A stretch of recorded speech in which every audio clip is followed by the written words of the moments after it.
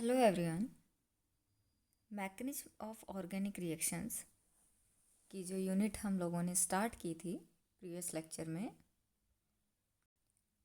उसमें हमने previous lecture में जो है हमारा टाइप्स ऑफ रिएजेंट और बॉन्ड क्लीवेज को डिस्कस किया था कि आप जानते हैं कोई भी केमिकल रिएक्शन होगी तो उसमें आप रिएक्टेंट की रिएक्शन कराएंगे रिएजेंट से और देन फिर वो फर्दर आगे रिएक्शन जो भी उसकी मैकेनिज्म होगी उसके अकॉर्डिंग प्रोसीड होती है। तो इसमें रिएजेंट क्या होते हैं, कितने टाइप के होते हैं, इलेक्ट्रोफिलिक और न्यूक्लियोफिलिक रिएजेंट, और उनके कुछ एग्जांपल्स हम प्रीवियस लेक्चर में डिस्कस कर चुके। साथ ही जब आप रिएक्टेंट का बॉन्ड्स जो है आप जानते हैं कि किसी भी केमिकल रिएक्शन में क्या होगा, कुछ बॉन्ड टूटते हैं, कुछ न्यू बॉन्ड्स बनते हैं। तो जो बॉन्ड का क्लीवेज है उसको भी हम प्रीवियस लेक्चर में डिस्कस कर चुके कि समांश विघटन और विषमांश विघटन कैसे होता है। अब हम इसका जो रिएक्शन मैकेनिज्म का नेक्स्ट टॉपिक है इंटरमीडिएट्स या मध्यवर्ती जिन्हें हम कहते हैं, उसको स्टार्ट करने वाले। तो जो मध्यवर्ती हैं आप जानते हैं किसी भी केमिकल रिएक्शन में क्या बनती है, एक जो है इंटरमीडिएट अस्थायी जो संरचना बनती है उसे हम क्या कहते हैं, मध्यवर्ती कहते हैं।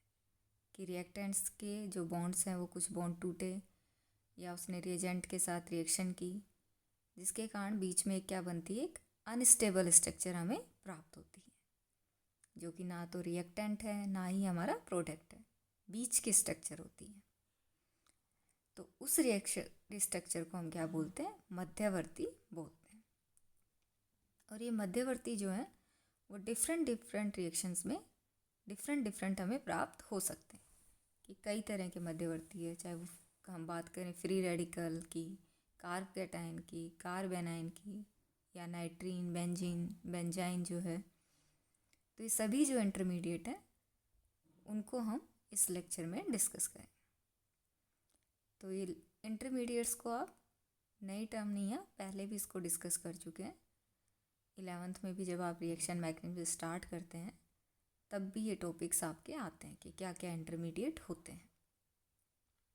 यहाँ भी हम इनको ब्रीफली ही डिस्कस करेंगे कि बहुत ज़्यादा डिटेल में भी हम इनकी, जैसे कि इनकी रिएक्शंस या इनके मेथड ऑफ प्रिपरेशन को हम यहाँ भी डिस्कस नहीं करेंगे, क्योंकि वो सब जो है वो हमारा जब हम आगे और यूनिट्स पढ़ेंगे हमारी अलग अलग सेपरेट फंक्शनल ग्रुप्स वगैरह, तो उसमें वो आ जाती हैं।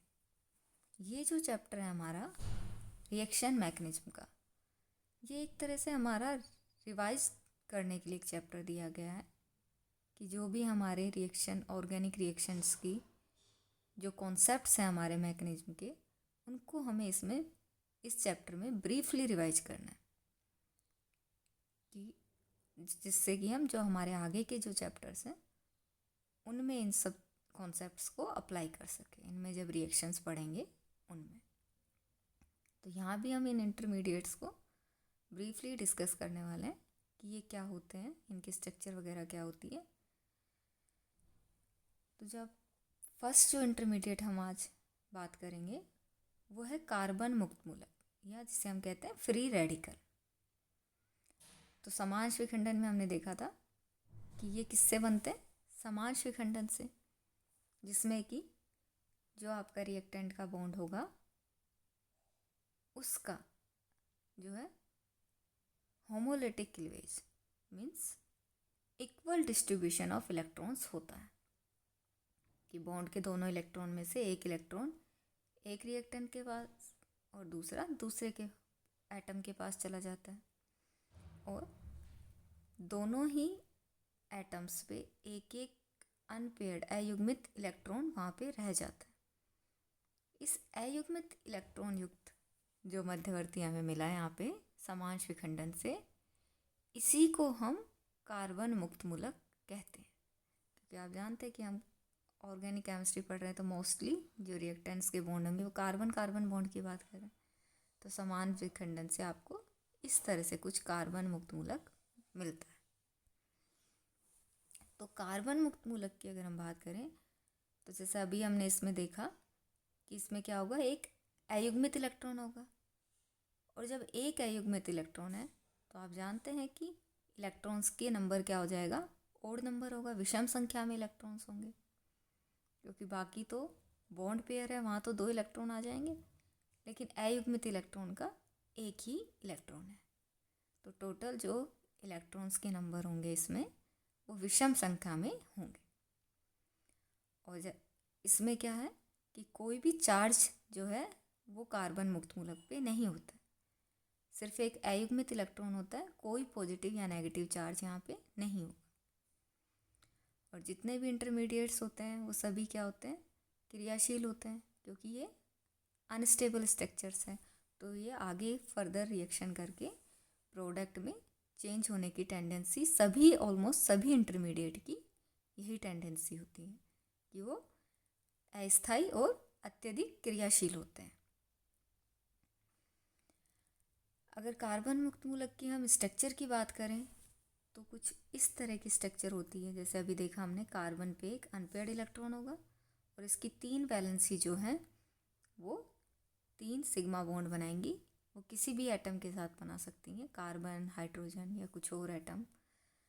तो इस तरह से यहाँ पे जो कार्बन मुक्त मूलक वाला जो कार्बन होगा हमारा, जिस पे अयुग्मित इलेक्ट्रॉन होगा, उसका जो संकरण हमें प्राप्त होता है वो होता है sp2।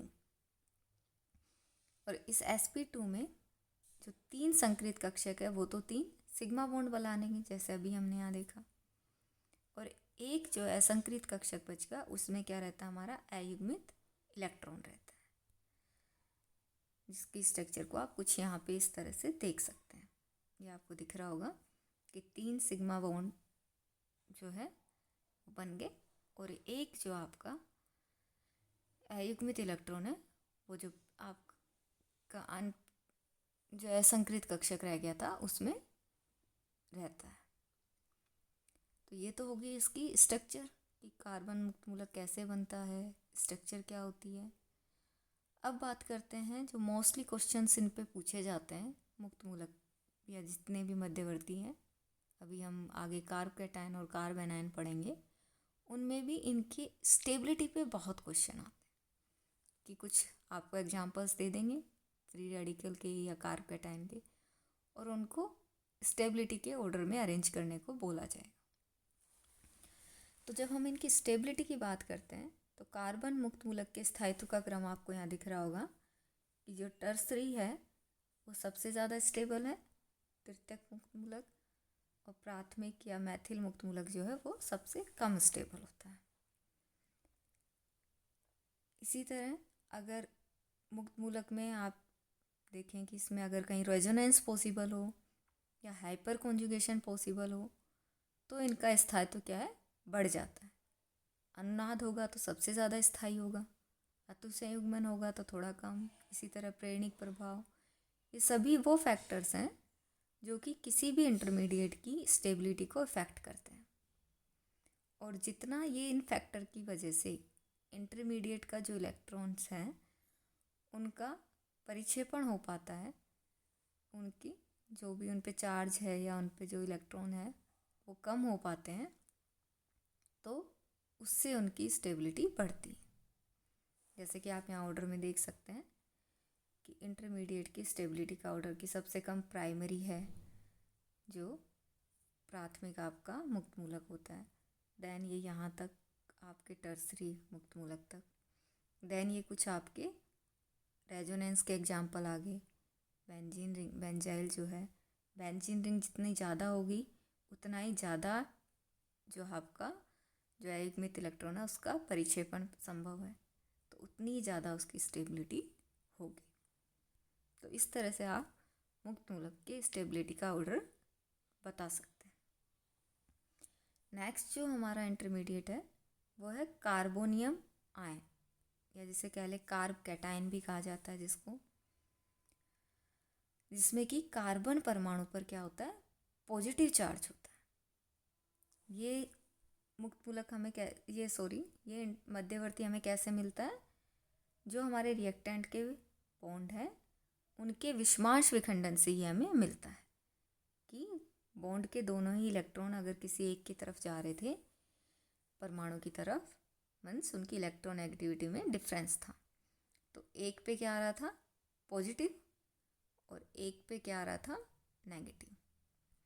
तो ये जो पॉजिटिव वाला मध्यवर्ती बनता है, अगर ये कार्बन पे हो तो क्या हो गया, कार्ब कैटायन या कार्बोनियम आयन। तो इस मध्यवर्ती को ही हम कार्बोनियम आयन कहते हैं। तो ये किससे मिला हमें, विषमांश विखंडन से मिला। अब विषमांश विखंडन से मिला है, साथ ही इस पे कैसा चार्ज आया, पॉजिटिवली चार्ज होता है। अभी हमने देखा कि कार्ब कैटायन कैसा होता है, धनावेशित होता है। और अगर ये धनावेशित है, कार्बन परमाणु पे प्लस चार्ज है, तो इसके वैलेंस शेल में कितने इलेक्ट्रॉन होंगे, 6 इलेक्ट्रॉन होंगे। आप जानते हैं कि पॉजिटिव चार्ज आ गया है, तो अब 6 इलेक्ट्रॉन इसके संयोजकता कोश में होंगे। इसकी अगर हम स्ट्रक्चर की बात करें तो संकरण कैसा होता है कार्बन का, आप यहाँ देखिए कार्बोनियम आयन बनने को दिखाया गया है। कुछ इस तरह का कार्बोनियम आयन बनेगा आपका, पॉजिटिवली चार्ज 6 इलेक्ट्रॉन वाला, और इसमें कार्बन का संकरण होगा sp2। और sp2 संकरण है तो संरचना वही समतलीय त्रिभुजीय होगी, जो आपको यहाँ दिख रही होगी। और इसमें कार्बन मुक्त मूलक की तरह ही 3 सिग्मा बॉन्ड बनेंगे, जो कि संकरित कक्षक बनाएंगे, और एक जो है आपका pz असंकरित कक्षक में, जो कि तल के लंबवत होगा, उसमें प्लस धनावेश को आप दर्शा सकते हैं। तो इस तरह से कार्बोनियम आयन की स्ट्रक्चर होती है। अब हम बात करें कार्बोनियम आयन की स्टेबिलिटी। जितने मध्यवर्ती हैं दोनों, इनकी स्टेबिलिटी पे काफ़ी क्वेश्चन पूछे जाते हैं। तो कार्बोनियम जो आयन है, उस पे अगर उसके स्थायित्व की हम बात करें तो अभी हम देखते हैं कि जितने मध्यवर्ती हैं उनका जो आवेश का परिक्षेपण जितना ज़्यादा होगा, मतलब उस आवेश को हम किसी तरह, इनकी जो स्टेबिलिटी, जो इनकी रिएक्टिविटी है, इतने अत्यधिक क्रियाशील हैं, वो इस आवेश के कारण ही है कि इन पे धनावेश है, तो जल्दी से जल्दी बॉन्ड बनाना चाहते हैं। तो अगर इस आवेश को हम थोड़ा कम कर दें, उसका परिक्षेपण कर दें, तो ये जो मध्यवर्ती है उसका स्थायित्व बढ़ जाता है। और इनको जो फैक्टर्स अफेक्ट करेंगे वो वही होते हैं, सबको कॉमन, प्रेरणिक प्रभाव, अतिसंयुग्मन, अनुनाद, इन सब के द्वारा इनका स्थायित्व प्रभावित होता है। ये सब क्या होते हैं, सब फैक्टर्स आप जानते हैं कि रेजोनेंस क्या होता है, इंडक्टिव इफेक्ट क्या होता है, हाइपर कॉन्जुगेशन क्या होता है, ये सभी आप प्रीवियस क्लासेस में बहुत ही डिटेल में पढ़ के आते हैं। तो इनको हम दोबारा से यहाँ डिस्कस नहीं करेंगे कि इनके द्वारा इनका आवेश का परिक्षेपण कैसे होता है। तो अगर हम एल्किल कार्बोनियम आयनों की बात करें, मीन्स प्राथमिक, द्वितीयक, तृतीयक जो कार्ब कैटायन हमारे होते हैं, उनकी अगर स्टेबिलिटी ऑर्डर की हम बात करें तो आप जानते हैं कि जैसे जैसे हम प्राइमरी से टर्सरी की तरफ जाएंगे, वैसे वैसे हाइपर कॉन्जुगेशन के कारण जो पॉजिटिव चार्ज है उसका डिस्पर्शन, उसका परिक्षेपण बढ़ेगा। आप यहाँ देख सकते हैं हाइपर कॉन्जुगेशन इन सभी में आपको कराना आता है। तो उसके कारण जब पॉजिटिव चार्ज का परिक्षेपण बढ़ेगा तो इसकी स्टेबिलिटी भी बढ़ेगी। अब इसी तरह इंडक्टिव इफेक्ट भी इफेक्ट करता है, लेकिन सबसे ज़्यादा स्टेबिलिटी किसके कारण मिलती है, सबसे ज़्यादा परिक्षेपण जो है आपका धनावेश का किसके कारण होता है, अनुनाद के कारण होता है। तो जो ऐसे एग्जाम्पल हमें कार्ब कैटायन के मिलेंगे जिनमें कि रेजोनेंस पॉसिबल हो, मीन्स जो है इलेक्ट्रॉन का अस्थानीकरण हो पाए, उनका स्टेबिलिटी काफ़ी ज़्यादा होती है, सबसे ज़्यादा। तो कुछ कार्ब कैटायन आपको यहाँ दिए गए हैं जिनका स्टेबिलिटी ऑर्डर आप देख सकते हैं कि सबसे कम प्राइमरी कार्ब कैटायन है। देन जैसे जैसे एल्किल समूह की संख्या बढ़ती वैसे वैसे हाइपर कॉन्जुगेशन, अति संयुग्मन बढ़ेगा और जिसके कारण स्टेबिलिटी बढ़ेगी। देन एलिल है, बेंजील है, और बेंजील के बाद भी आप अगर बेंजीन वाले बढ़ाते जाते हैं तो अनुनाद के एग्जाम्पल ये अब आ जाते हैं। तो ये अनुनाद वाले सबसे ज़्यादा स्टेबल होंगे। जितना ज़्यादा बेंजीन रिंग होगी उतनी ही ज़्यादा कार्ब धनायन की स्टेबिलिटी बढ़ेगी। तो इस तरह से हम इनकी स्टेबिलिटी को समझा सकते हैं। तो ये हमारे 2 इंटरमीडिएट हमने आज डिस्कस किए, कार्बन मुक्त मूलक और कार्बोनियम आयन। अब नेक्स्ट लेक्चर में हम जो हमारे रिमेनिंग जो इंटरमीडिएट्स हैं उनको डिस्कस करेंगे।